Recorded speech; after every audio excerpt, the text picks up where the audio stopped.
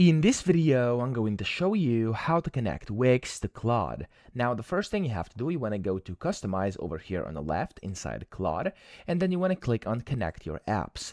From here, search for Wix up top, there we go, and then you want to click on this plus button, and it's going to basically prompt you to grant access. You just have to wait, and it's going to take you to Wix. Here, you'll have to basically sign into your account. I'm signed in already, but if you're not, just use your email and password you actually use, so your credentials you use to sign into Wix, and then click on the allow button over here at the bottom right.